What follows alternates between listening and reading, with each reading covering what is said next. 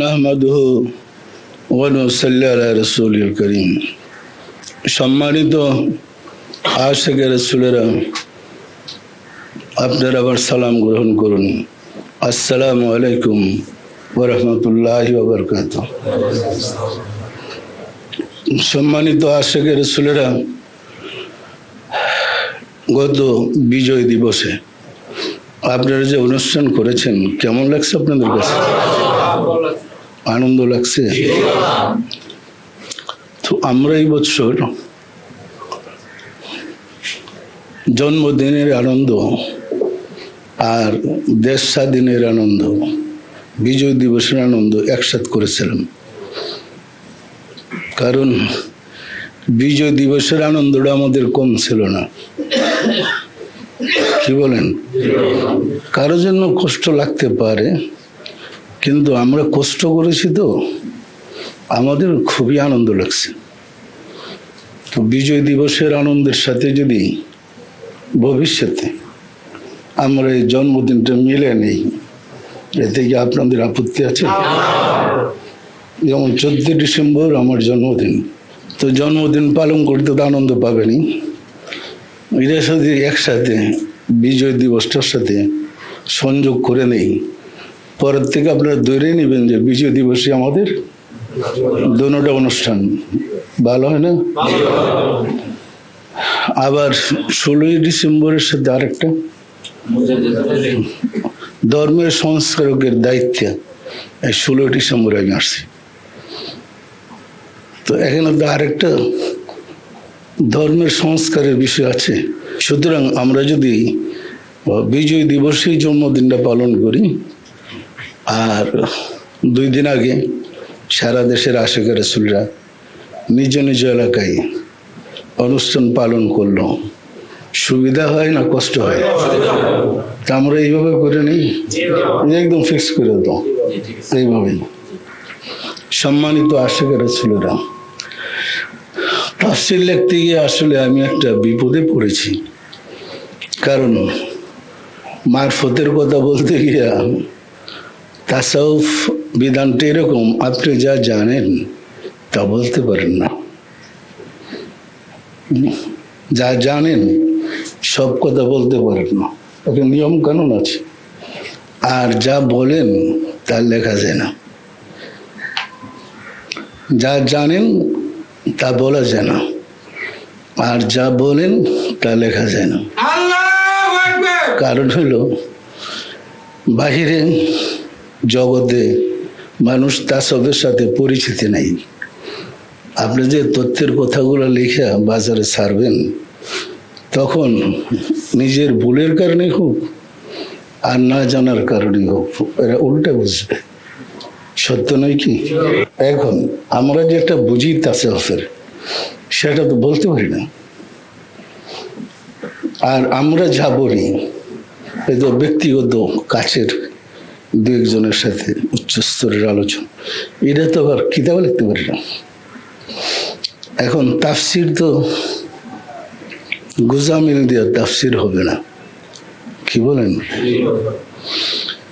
ওই দিন আমাদের যে টিম নিয়ে আমি কাজ করি, ওই টিমের হুজুরদেরকে আমি বললাম, আমরা কিন্তু প্রথম খণ্ডে রাসূলের ভিতরে আল্লাহর রুহ ফুঁকে দিয়েছেন। রুহুল আমিন, রুহুল কুদ্দুস কোরআন থেকে হাদিস থেকে লিখছি। রুহুল আমিন মানে আল্লাহরই রুহের নাম, রুহুল কুদ্দুস পবিত্র রুহের নাম, কুদ্দুসুন মালিকুল কুদ্দুস সালাম নাম আছে না নাই? আল্লাহ নামই। এখন কেউ যদি প্রশ্ন করে, আমি বললাম আপনাদেরকে, রাসূল ইন্তেকাল করার পরে রুহটা কোথায় গেছে? রাসূলের ভিতরে যে রুহটা ছিল, এটাই তো রুহুল আমিন, এটাই তো রুহুল কুদ্দুস। রাসূল তো ওয়াফাত লাভ করেছেন, রুহটা কোথায় গেল? কি জবাবটা দিবেন? কি আল্লাহর তো মৃত্যু নেই। কুল্লু নাফসিন যায়কাতুল মউত, প্রত্যেক নফসের মৃত্যু আছে। কুল্লু রুহিন যায়কাতুল মউত নেই। তাহলে রুহের মৃত্যু নেই, রুহটা গেল কোথায়? আল্লাহর আরশ তো ছিল রাসূলের কলব। এখন এই রুহটা কোথায় গেল? এন্তেকালের পর তো রুহটার ভিতরে নেই। আমি বললাম যে জবাবটা দেন। ওনাকে বললাম 3 দিন আপনাদের সময় বের করেন।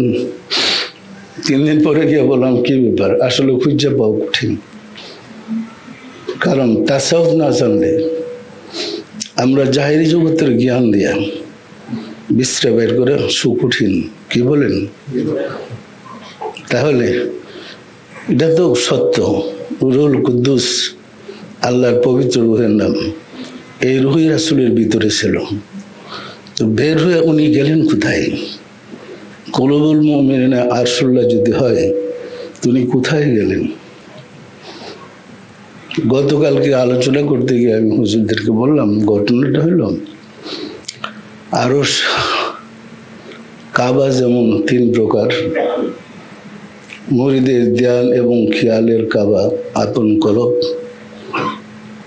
মুরিদের ইবাদতের কাবা বাইতুল্লাহ, নামাজের কাবা বাইতুল্লাহ, উদ্দেশ্য আল্লাহ, আর মঞ্জিলে মসজিদে পৌঁছার কাবা আপন মুর্শেদ। মুর্শেদ কাবা ছাড়া কোনো মানুষ আল্লাহতে বসতে পারে না।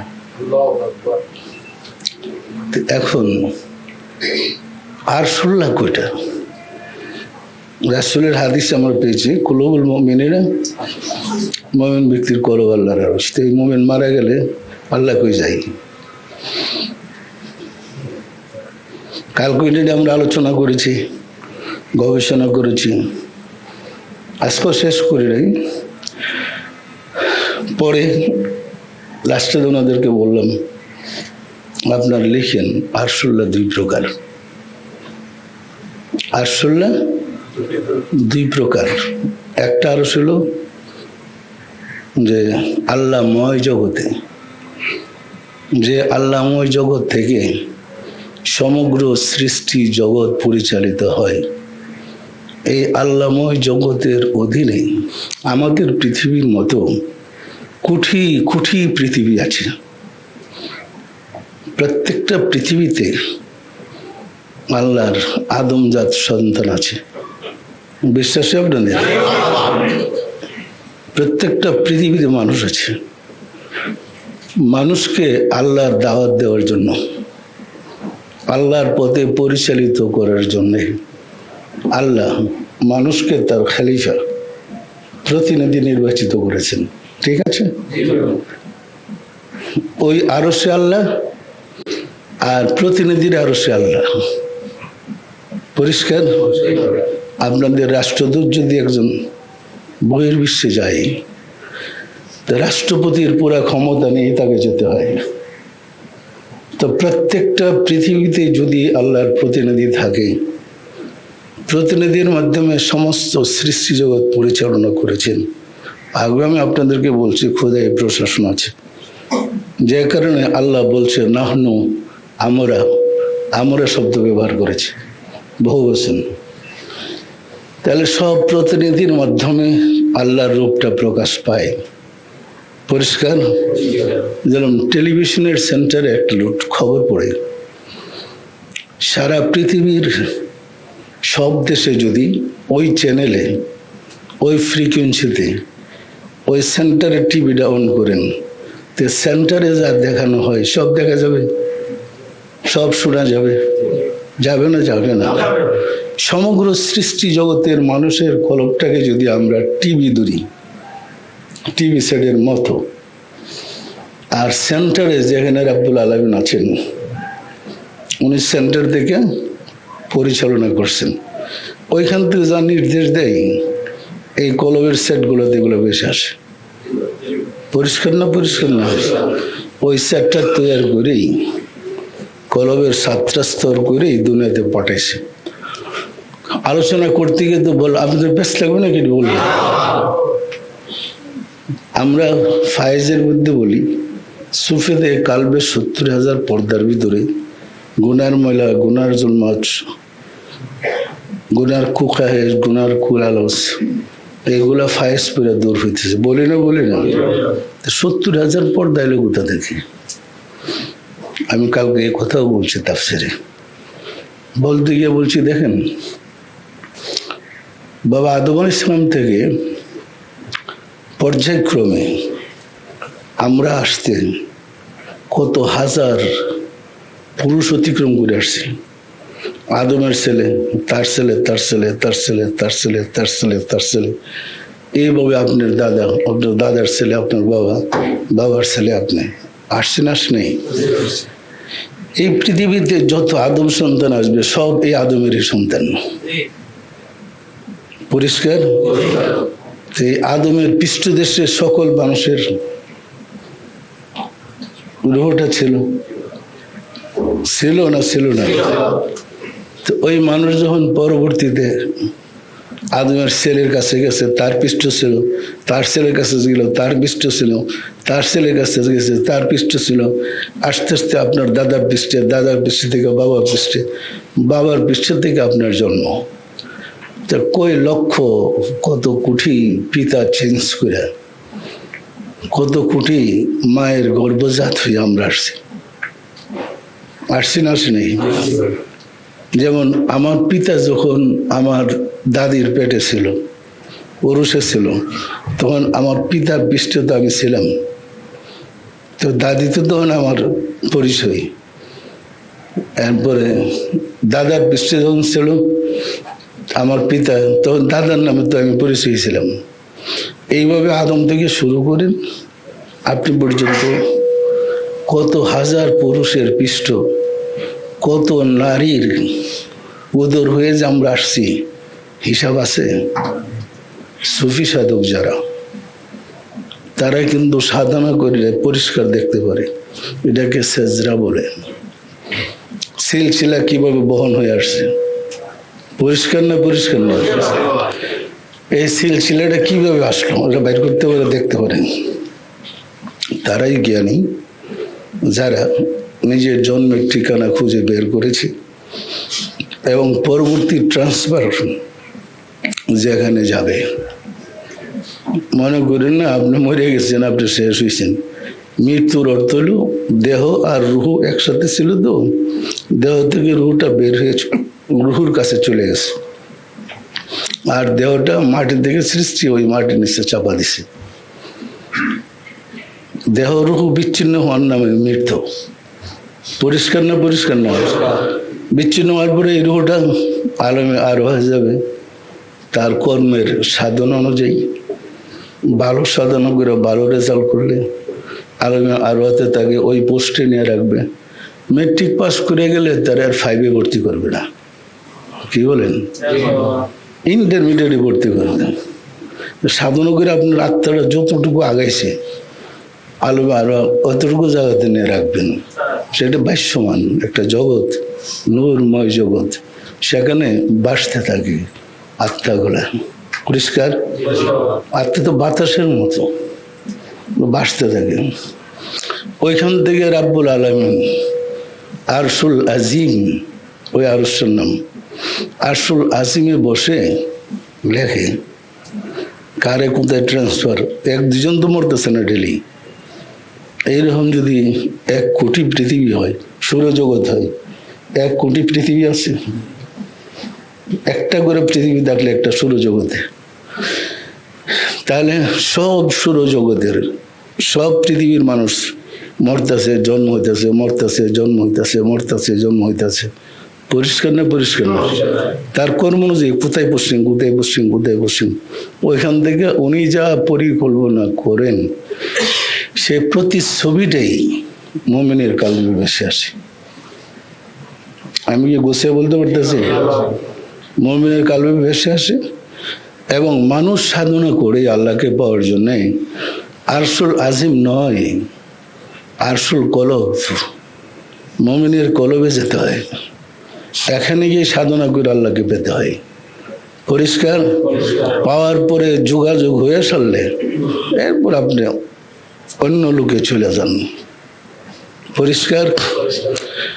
সুতরাং যে কথা বলতেছিলাম, এখন তাসাউফের তফসিল লিখতে গিয়ে এক একটা শব্দের ব্যাখ্যা এত হইয়া যায় আমাকে হিমশিম খেতে হচ্ছে। অনেক সময় আফসোস করে বলি যে কিসের লেগে তাফসির লিখতে গেছিলাম, বুঝেন নাই এমন সব কথা যে আপনাদের মানে মাথা চক্কর খেয়ে যাবে, বলে কি করে। কিন্তু আমি কোরআনের দলিল দিয়ে বলবো, আপনি তো জীবনও শুনেন নাই। তারপরে আমার হুজুরদেরকে বলছি, আপনারা যে লিখবেন কৌশল করে যাতে ফেতনা লেগে না যায় এমনভাবে শব্দ করে ডেকে দেন। কথাটা বলবো কিন্তু একটু কৌশল করে বলেন। পরিষ্কার? আল্লাহময় জগতের তথ্য আপনি যদি জানেন, মহান মালিক দয়া করে আপনাকে দরজাটা খুলে দেয়, আপনি যা দেখবেন সারা জগতের বৈজ্ঞানিকের কাছে যেতে পারবো না। কলবের দুইটা মুকাম আছে, একটা আছে নফসের দিকে খোলা, আরেকটা আছে রুহের দিকে খোলা। নফসের দিকেটা খোলা থাকলে আমরা এই কাজকর্ম করতে পারি, সংসার যা কিছু সামাজিক করতেছে। এটা বন্ধ করে রুহের দিকেরটা খুলতে হয়। যেমন জাগ্রত অবস্থায় কেউ স্বপ্ন দেখে না, স্বপ্ন দেখতে হলে তাকে ঘুমাইতে হয়। পরিষ্কার না? পরিষ্কার না? ঘুমানো মানে নফসের এই কবরটা বন্ধ করেন, রুহের কবরটা খুলেন, এরপরে শুরু করেন যাত্রা। মহাশূন্যে যাত্রা সায়ের করেন, করে প্রথম সুদূরের মুকাম অতিক্রম করেন, নশ্বরের মুকাম, শামসের মুকাম, নুরের মুকাম, কর্মের মুকাম, নাফসির মুকাম অতিক্রম করেন, গিয়ে আল্লাহময় জগতে পয়সা যান। পরিষ্কার না? পরিষ্কার না? কিন্তু এই যে 7টা পর্দা, 70,000 পর্দা, কি এগুলা? পর্দাগুলা কি আপনার কাইটা বের করেন, কিচ্ছু পাইবেন না। 70,000 পর্দা মানে 70,000 প্রকার কল্পনা। ওই সিলসিলা হইতে যে আসছি, যত কর্ম করেছি, আমার কর্মের দ্বারা একটা এসিআর আসছে। ওই এসিআরটা ট্রান্সফারের আগে দেহটা মায়ের কোলে জন্ম হওয়ার পরে রুহটা ফুঁকে দিবার আগে 2জন ফেরেশতা পাঠাইয়া তার ভাগ্য এখানে লিখে এরপরে এই এসিআরটা সংযোগ করেই রুহটা পরে ফুঁকে দেয়। পরিষ্কার না? পরিষ্কার না? এরপরে এখানে কয়দিন হায়াত, কয়দিন বাঁচবেন, কি কর্ম করবেন, সব কিন্তু এসিআরে লেখা আছে। ওই আগের কর্মের সাথে যোগাযোগ করে এসিআর লেখে। এখানে কোনো বোঝাবেন নেই, কোনো সততা চালাকি কিচ্ছু নেই। দিনের মতো পরিষ্কার কাজ করে আপনারা পাঠাইলাম। দেখেন, মায়ের পেটের থেকে একটা বাচ্চা প্রতিবন্ধী হয়ে জন্ম হইল। ওলা তাজিরাতুন ভিজরা উখরা, একজনের পাপের জন্যে আল্লাহ বলেন আরেকজন দায়ী নয়। আল্লাহ তো জানে কে দায়ী কে দায়ী না। আল্লাহ বলে ওলা তাজিরাতুন ভিজরা উখরা, একজনের পাপের জন্যে আরেকজন দায়ী নয়। তো এই ছেলেটাকে প্রতিবন্ধী জন্ম থেকে বানাইল কেন? সে পাপ কখন করেছে? একটাকে অন্ধ, একটাকে বোবা, একটাকে চোর, একটাকে ডাকাত জন্ম থেকে বানাইছে। পরিষ্কার না? পরিষ্কার না? সময়টা আসলে প্রকাশ পায়। তো কেন বানাইল? যখন আপনি রহস্য জগৎ জানবেন, আল্লাহকে আর বুঝতে পারবেন না। এটা মুখস্থ ধরেন, এটা আমাদের প্রত্যেকেরই কর্মফল। আপনার কর্মফল বিশ্বাস করেন? কাজের ফল বিশ্বাস করেন? তাহলে আমার পাপের জন্য আপনি তো ভোগের কথা না। আমার পাপের জন্য আমি ভুগব। আমার পিতার দোষের জন্য আমি দোষী নই, আমার পিতাই দোষী। যার কর্ম সেই দোষী। পরিষ্কার না? পরিষ্কার না? ওইভাবেই একটা কিছু এখানে আছে। তো ইসলাম ধর্মে বলে পূর্ণ উত্থান, ওয়াল বা'সি বাদাল মাউত, মৃত্যুর পরে পূর্ণ উত্থান হবে। বলে না? বলে না? পুনর্জন্ম বলে না। কারণ পুনর্জন্ম হিন্দুরা বলে, আর মুসলমানরা পানি বলবে না। মুসলমানরা বলবে পানি, জল বলবে না। জল আর পানি কি দুইটা? পুনর্জন্ম পুনরুত্থান কি দুইটা? তো মুসলমান দুটো কায়দা করে কই পুনরুত্থান, হিন্দুরা কই পুনর্জন্ম। ব্যাপার কিন্তু একটাই, জল আর পানি। পান করলে পিপাসা মিটবে। ভগবান আর আল্লাহ একজনই, তাকে যে যে নামে ডাকে। পরিষ্কার না? পরিষ্কার না? আমরা অজ্ঞতার অন্ধকারে ডুবে আছি। এই অজ্ঞতাই আমাদেরকে আল্লাহ থেকে দূরে সরেছে। কারণ সারা জীবন শুনেছি আল্লাহ সাত আসমানের উপরে, এখন এসে বিশ্রে খুঁজা দেখি নিজের ভিতরে, এটা বিশ্বাস করা যায়? আর দেখলেও তো বিশ্বাস হয় না, এটা আমার মনের কল্পনা। সত্য না মিথ্যা বলেন তো? সুতরাং বিশ্বাস রাখেন সৃষ্টির আদি থেকে আল্লাহ মানুষের ভিতরে এখনো আছে, এবং আপনার মৃত্যুর পরে তিনি তার কর্ম শেষ করে ইমানি পরীক্ষাটা নিয়ে, আমরা বলি তো মৃত্যুর পরে কবরে বসাইয়া চাওয়াল জব করবে, কথাটা ঠিক না। কথাটা এইরকম না। মৃত্যুর আগেই ইমানি পরীক্ষা শেষ। কারণ এই পিরিয়ডটা ছিল আপনার লেসন, পড়াশোনা। এই হায়াতে জিন্দেগি 50, 60, 70, 100 বছর কি করলেন, এটা তো মৃত্যুর আগেই পরীক্ষা হবে। পাস করলেন আপনি মেট্রিক থেকে কলেজে যাইবেন, কলেজে গিয়ে কি মেট্রিকের পরীক্ষা নেবেন? এটা কোনো পাগলে বানে? এখানে পরীক্ষা নেওয়ার পরে ইল্লিন সিজ্জিন, রুহটা ইল্লিনে যাবে অথবা সিজ্জিনে যাবে। এটা পাস ফেলের উপরে নির্ভর করে। যদি পরীক্ষায় এই রুহটা পাস করে ভালো রেজাল্ট করতে পারে ইল্লিনে যাবে, আর মন্দ রেজাল্ট করে সিজ্জিনে যাবে। সিজ্জিন মানে কয়েদখানা, জেলখানা। পরিষ্কার না? পরিষ্কার না? সম্মানিত আশেকের সুলেরা, আপনার ভিতরে নাফাকতু ফিহি মিন রুহি, আল্লাহ যে রুহ ফুঁকে দিছেন, তিনি নিজেই আপনার এই পরীক্ষাটা নেবেন ভিতরে থেকে।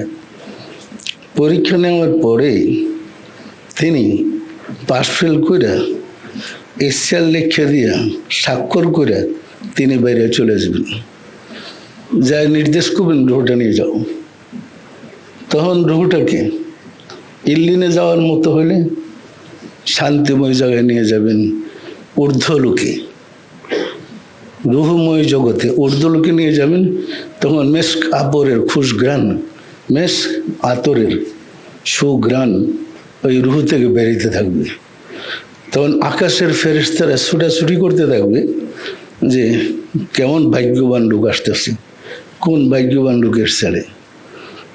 তারা মিছিল করে থাকে, তার সম্মানিত স্থানে পৌঁছে দেবে। আর সিজ্জিনে যে ফেল করেছে এই সাধনা জীবনে, তখন ওই পুলিশ আছে না, আসামের হ্যান্ডকাফ লাগাই চোরের মতো ধরে নিয়ে যায়, চোর ধরে নিয়ে যায় না, এইরকম ও নির্দেশ দিয়ে মালিক যখন বেড়ে চলে যাবে হ্যান্ডকাফ লাগালে বাদ। তখন সবাই দীক্ষা আর তিরস্কার করতে থাকবে যে দুনিয়াতে কি করে আসছে এটা। পরিষ্কার না? পরিষ্কার না? সুতরাং আমাদের কর্মে আমরাই দায়ী, আমাদের কর্মে আমরাই ভোগ করব।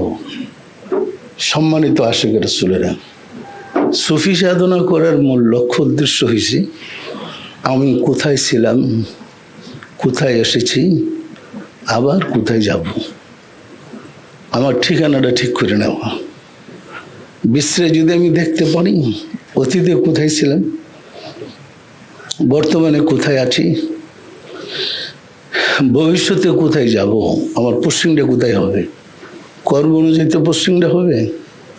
যদি ভালো কাজ করি ভালো জায়গায় যাব, ইল্লিনে যাব, ইল্লিনে তো মহাশূন্যে। পরিষ্কার না? পরিষ্কার না? মন্দ কাজ করি সিজ্জিনে যাব। তো আপনার রুহটা যদি ইল্লিনে যায় অথবা সিজ্জিনে যায়, রুহ কি আর রইল? রুহ কি আর বাহিরে বাকি রইল?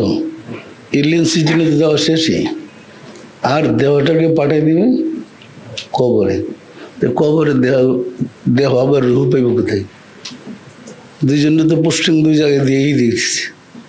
পরিষ্কার না? পরিষ্কার না? সুতরাং এই সম্বন্ধে আমাদের জানা নাই, সব মস্ত বলি।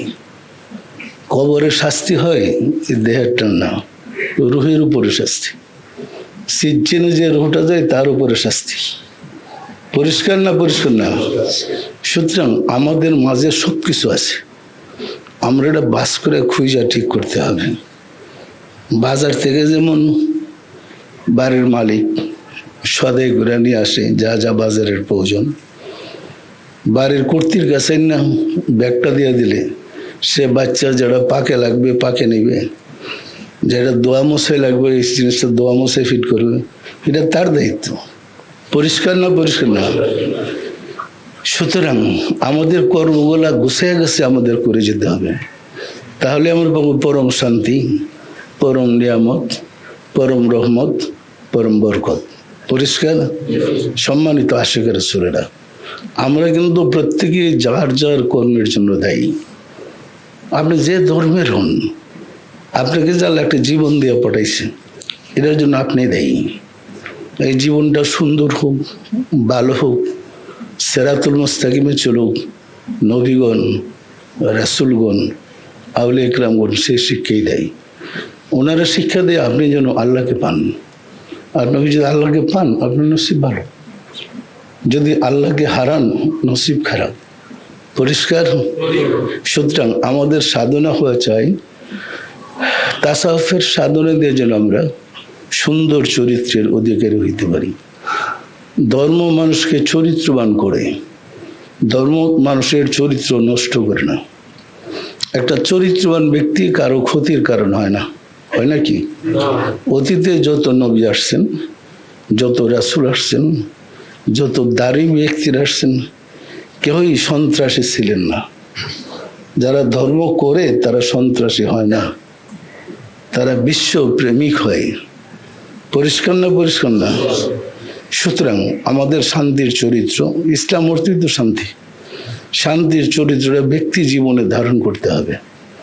আমরা যদি নিজেকে চরিত্রবান বানাইতে পারি, সৎ চরিত্রের অধিকারী করতে পারি, তাহলে আমরা নিজেরাও শান্তিতে থাকব, আমাদের দ্বারা কারো ক্ষতি হবে না। আর আমরা যদি চরিত্র হারা হয়ে থাকি, তাহলে আমার যদি নিজেও ক্ষতিগ্রস্ত, আমার দ্বারা মানুষের কষ্টের কারণ হবে। সত্য নয় কি? এমনি জাইলুন ফিল আরদে খালিফার অর্থ এই নয় আমি আদম সৃষ্টি করেছি সন্ত্রাস করার জন্য, আমি মানুষকে পড়াইছি প্রতিনিধি করার জন্য। আল্লাহ কি ঝগড়া করে? মায়ের পিঠ? সুতরাং আমরা যদি এর বিপরীত চলি, আল্লাহ আমাদের উপরে নাখুশ, অসন্তুষ্ট হবে। অনেকে মনে করে তাসাউফ কোরআনে নেই, হাদিসে নেই, তাসাউফ পীরেরা পাইল কোথায়?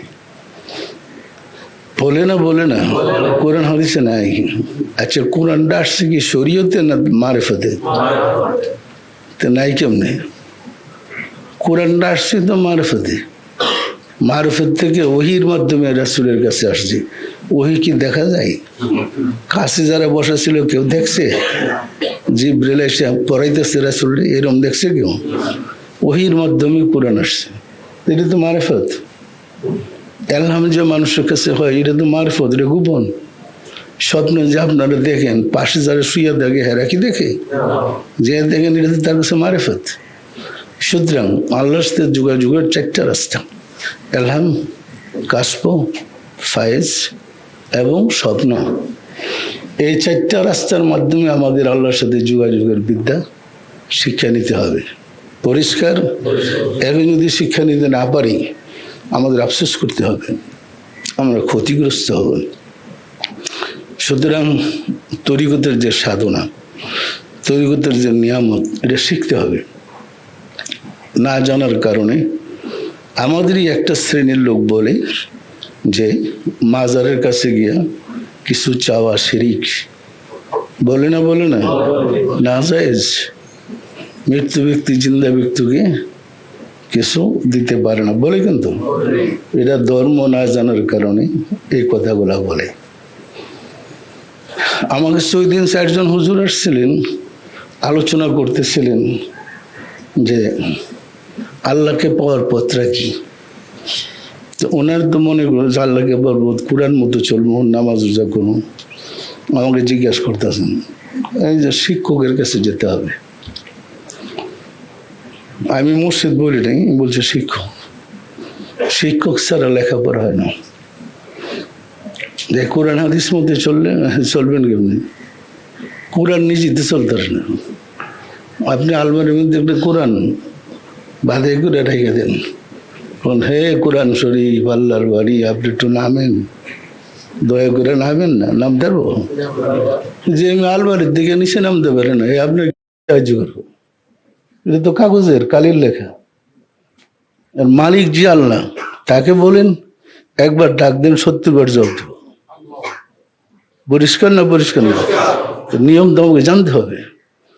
আলোচনা করলাম, বলে লোকগুলা পরিষ্কার আমার সামনে বললো, এতদিন আমরা মহা বলেছিলাম, আমাদের সব ভুলের অবসান করছে। আবার আপনি আমার যে কি জানে মোহাম্মদ ইসলামের পুনর্জীবন দানকারী, এটার ব্যাখ্যা জানতে চাইছে। হুজুর তো প্রশ্ন তো করবে, কি বলেন?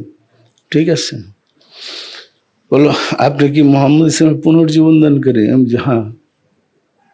তো এই মোহাম্মদ ইসলামের আর জীবন নাই, কবে মারা গেল? একদম মারো দেখেছে ওই যে কারবালার ওইখানে শেষ।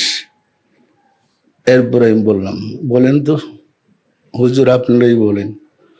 ওই যে আমাদের মাদ্রাসা, আমাদের মসজিদ, আমাদের গবেষণাগারে কোথাও মোরাকাবা আছে কি?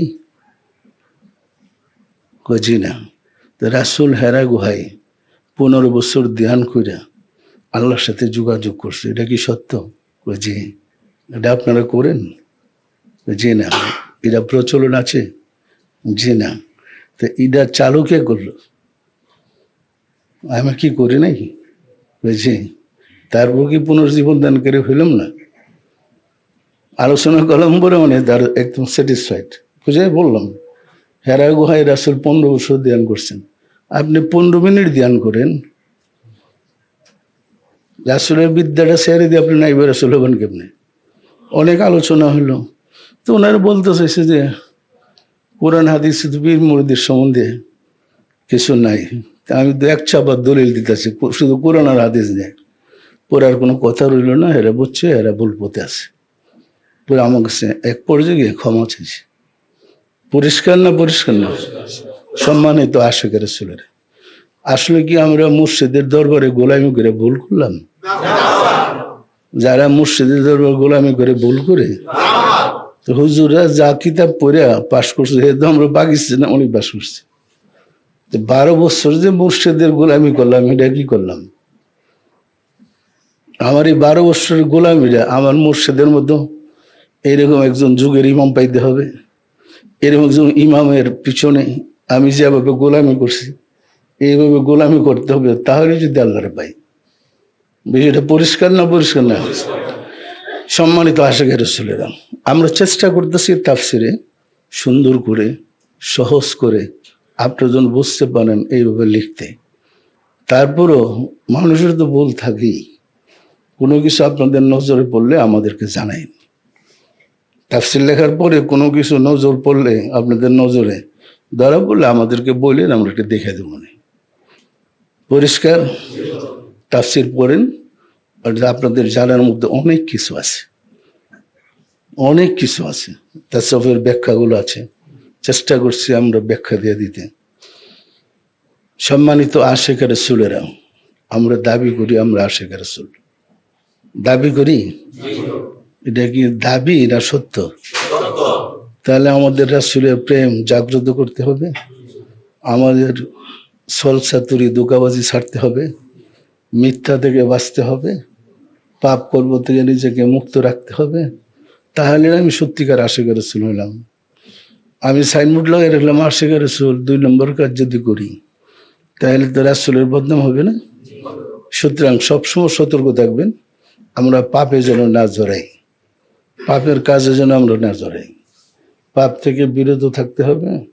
আমরা মনে করি মানুষকে ধোঁকা দিয়ে আমি পার হয়ে গেলাম, মোটেও না। আমার ধোঁকায় আমি বললাম, আমার পাবে আমি ফাইসা যাবো।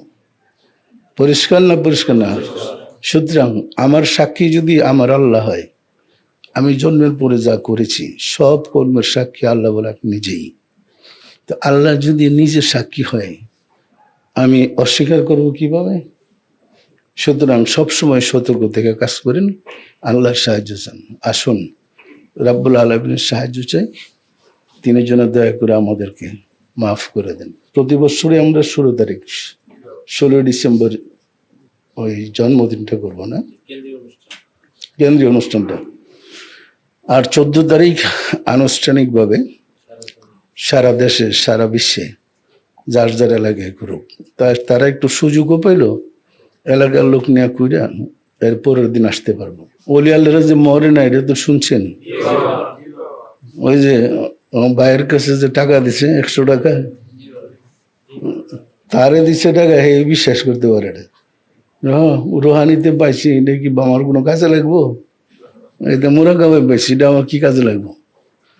পরে বাসায় এসে দিয়ে ঠিকই তো ওই টাকাটা আমার দিছি, বলছে না ঘটনা। সুতরাং ওলি আল্লাহরা কাউরে ফাঁকি দেয় না। এটা কিন্তু আপনাদেরই দয়াল মা, যার এই শত শত অলৌকিক ঘটনা প্রতিনিয়ত প্রকাশ পাচ্ছে, এটা আপনাদের দয়াল মা। সত্য না মিথ্যা বলুন? সুতরাং এখনো যারা আছে আপনাদের এখানে, ছোট হইতে পরে বয়সে, কিন্তু মনে রেখেন এদের ভিতরে কিছু আছে, না থাকলে মোহাম্মদ ইসলাম এদের পুষ্টিং হইত না। আমরা এবার যখন মদিনায় গেছে, ওই যে আমার বড় মেয়েটা খুতবুল আখতার, ডেলির কি কথা হইতো রাজাতে, আপনাদেরকে বলছি তো, বলছি না বলে নেই, বলতাম কিন্তু আমি প্রতিদিন, আজকে কি হয়েছে, আজকে কি হয়েছে, প্রতিদিনের কথা। একদিন বলছিলাম, মা মোহাম্মদ ইসলামটা তো আমাকে দিল, কিন্তু প্রচার করার মতো আমি লোক পাবো কোথায়? আসলে তো আমাকে সত্য লোক নাই, আত্মত্যাগী লোক কোথায়?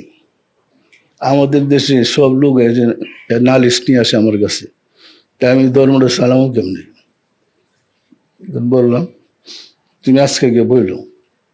তো মা ফাতেমার কাছে গিয়ে বলছে, পরে উনি সালাম দিছে, পরে মা ফাতেমা ওইটা দাঁড়াইলেন, তার অভিযোগগুলো বললেন, আমাকে কি করতে হবে সে আমার মেয়ের কাছে সবকিছু বলে দিছে।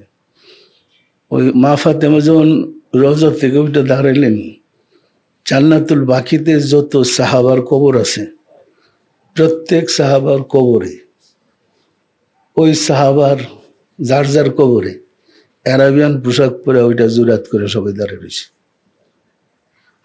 বুঝছেন না? বুঝেন নাই? আমি বললাম, মা তুমি বলো, ওনারা যেন মদিনার রাসূলের সাথে যারা ছিলেন, ওনারা যেন আমাদের দলে আইসা বেরি না হয়, মোহাম্মদের ইসলাম আমার পক্ষে সম্ভব না। কি ওইটা কি আমি অন্যায় কথা বলছি? বলার পরে মা ফাতেমা যখন আলাপ করতেছে, ওই সবাই পিছন থেকে মানে জিন্দাবাদ, আমরা আছি তোমাদের সাথে, জিন্দাবাদ। কি ওইটা কি আনন্দের সংবাদ নয়?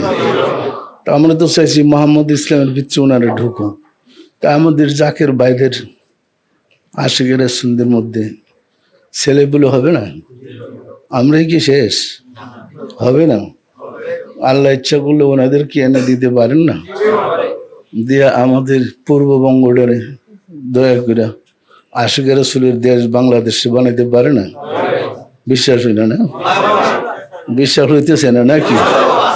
সুতরাং ইসলাম ধর্মের পুনর্জন্ম আছে, পুরোটা 21টা আয়াত আছে, পরিষ্কার। আমরা যখন আয়াতগুলো বাইর করে দেখাই দেব, তখন কম যে আপনার পাইলেন কোথায়? পুনর্জন্ম নাই, একটা দেখান। যখন আপনার পাইলেন কোথায়? আল্লাহ নিরাকার, একটা দলিল দেন। এরকম মানে থেমে যাব।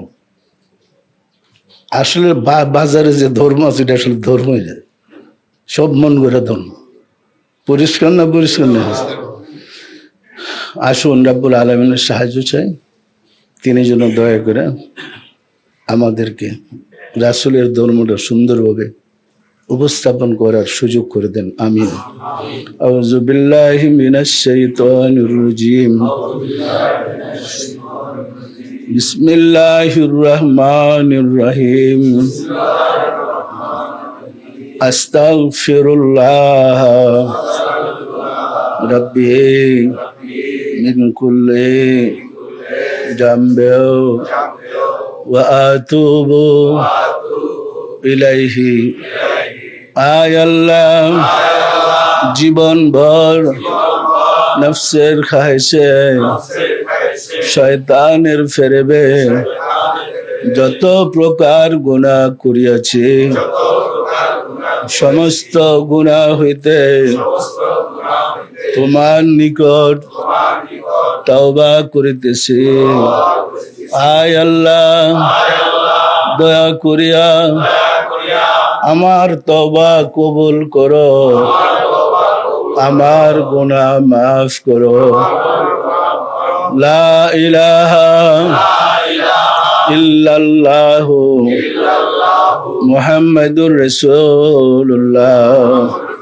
সবাই দিলের হাত উঠে বলেন আল্লাহুম্মা আমিন। আল্লাহুম্মা আমিন।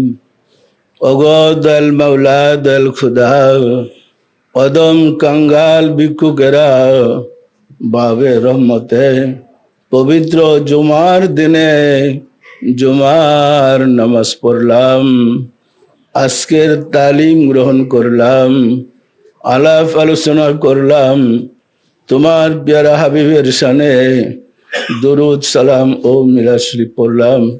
সব শেষে তওবা করে তোমার শাহী দরবারে জোরহাত করে মাফ চাই, দয়া করে মাফ করে দাও, মাফ করে দাও রে মওলা।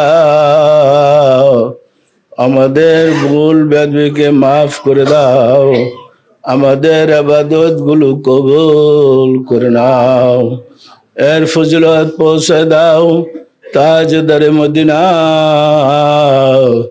সরকারে দো আলম হযরত মুহাম্মদ মুস্তাফা আহমদ মুস্তাফা সাল্লাল্লাহু আলাইহি ওয়াসাল্লাম হুজুরে সব নজর পৌঁছাও রাসূল পাক সাল্লাল্লাহু আলাইহি ওয়াসাল্লামের সম্মানিত পিতা মাতা, দাদা দাদি, নানা নানি, আল আওলাদ আল আসহাব, আজওয়াজ মুতাহিরিন, আহলে বাইতিন, খুলাফায়ে রাশিদিনদের আরওয়াহ পাকের হুজুরে সব নজর পৌঁছাও খাতুনে জান্নাত মা ফাতেমা রাদিয়াল্লাহু তাআলা আনহা, সাইয়েদিনা হযরত ইমাম হাসান, সাইয়েদিনা হযরত ইমাম হুসাইন রাদিয়াল্লাহু তাআলা আনহুমা, যাহারা দিন ইসলামের জন্য কারবালার প্রান্তরে শাহাদাত বরণ করে গেল রে মাওলা, দয়া করে তাদের আরওয়াহ পাকের হুজুরে সব নজর পৌঁছাও।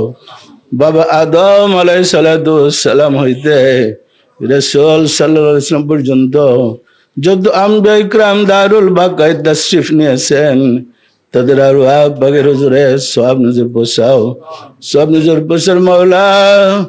আমার মুর্শিদ পিরানে পীর দস্তগীর সুলতানুল মাশায়েখ সুলতানিয়া মুজাদ্দাদ ইয়া তরিকার ইমাম চন্দ্রপুরী রহমাতুল্লাহ আলাইহির হুজুরে তার সহধর্মিণী হযরত বড় মা রহমাতুল্লাহ আলাইহির হুজুরে সব নজর পৌঁছার মাওলা।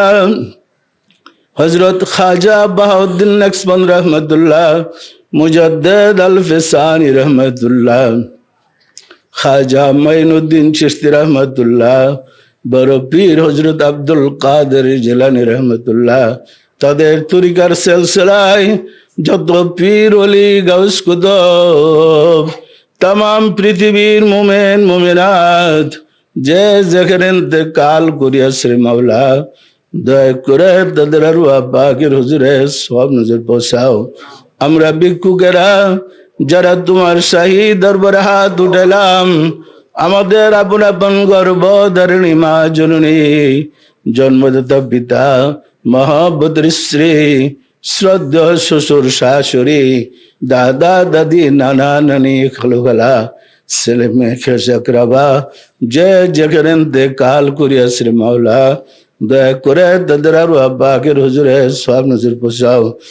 আর যারা জগতের বুকে বেঁচে রয়েছে তাদেরকে আশিকে রাসূল বানিয়ে দাও মাওলা গো, ঘরে ঘরে আশিকে রাসূল বানিয়ে দাও। রাসূলের মহাসত্য জগৎবাসীর কাছে পৌঁছে দাও। জগৎবাসী যেন মহাসত্য ধারণ করে পরম শান্তিতে বসবাস করতে পারে সুযোগ করে দাও। আমাদের মুনাজাত দয়া করে কবুল করে নাও। আমিন। বাহুলা ইলাহা ইল্লাল্লাহু মুহাম্মাদুর রাসূলুল্লাহ।